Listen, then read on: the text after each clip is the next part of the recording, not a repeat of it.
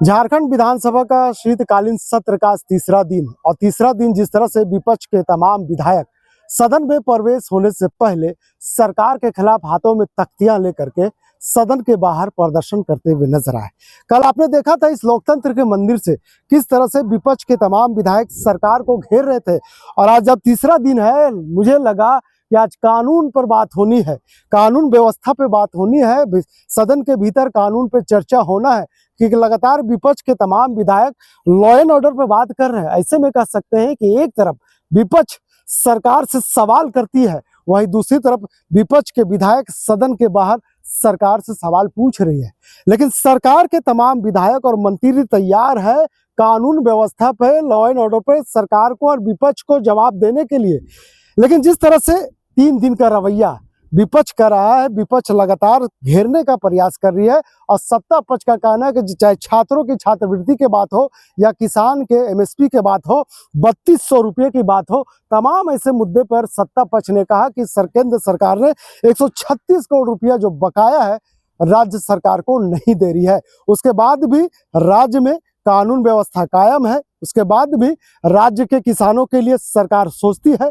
यही वजह है कि कल जिस तरह से विपक्ष लगातार किसानों के मुद्दे पर चर्चा कर रहे थे, किसानों की आवाज को बुलंद कर रहे थे, सरकार ने उसकी आवाज को दबाने का काम किया है। सरकार ने किसान का जो धान क्रय का जो मूल्य है 2400-2450 रुपया तय कर दिया। और ऐसे में जिस तरह से विपक्ष लगातार सरकार से कह रही थी कि किसान मजबूर होकर के सरकार को नहीं बल्कि प्राइवेट जगह पर अपने धान को बेचने के मजबूर है 1500-1600 रुपया में।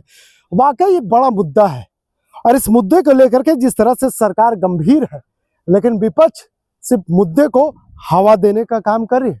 ऐसे में लग रहा है कि जिस तरह से विपक्ष जिन मुद्दे के सहारे सरकार को घेरना चाहती है, सरकार पहले से तैयार बैठी है विपक्षों को जवाब देने के लिए। चलिए, वक्त आ गया है कि सदन के भीतर प्रवेश होने से पहले विपक्ष और सत्ता पक्ष के विधायक किस तरह से एक दूसरे के आमने सामने नजर आ रहे हैं, सुनिए।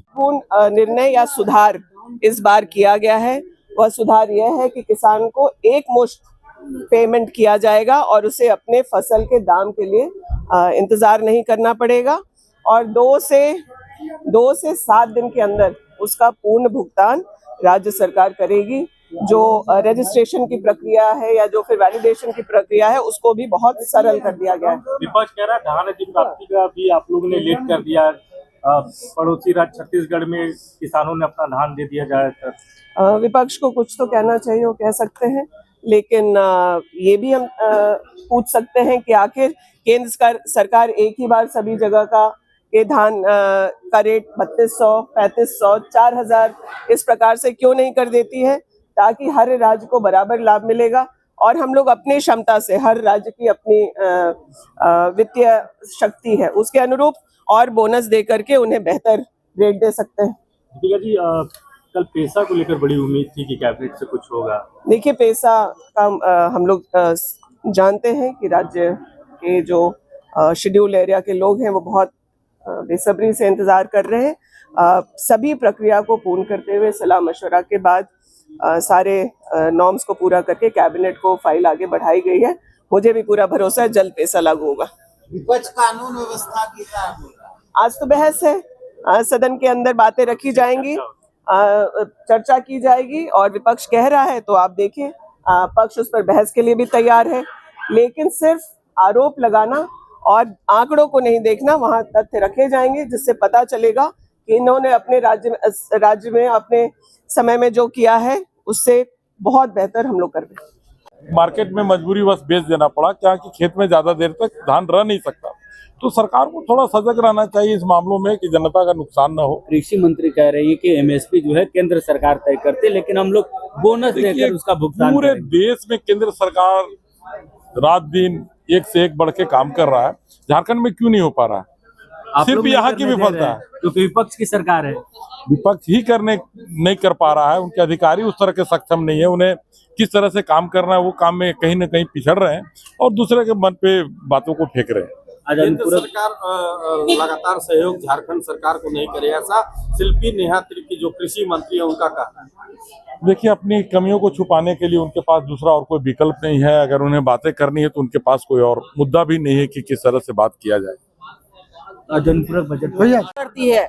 कल सत्ता पक्ष के ही माननीय विधायक ने एक क्वेश्चन उठाया कि अस्पताल से करोड़ों रुपए की चोरी हो जाती है, मशीन हैवी मशीन जिसमें कि टेक्नीशियन की जरूरत पड़ती है, इतनी हैवी मशीन जिसे उठाने के लिए घंटों का समय चाहिए, तो ये सरकार उतनी देर कहाँ सोई हुई थी। और माननीय मंत्री की शर्मिंदगी देखिए, बेशर्मी देखिए उनकी, वो कहते हैं मात्र 1 करोड़ रुपए के लगभग की सामानों की चोरी हुई है। अरे शर्म आनी चाहिए, आखिर इतनी देर सरकारी व्यवस्था कहाँ थी।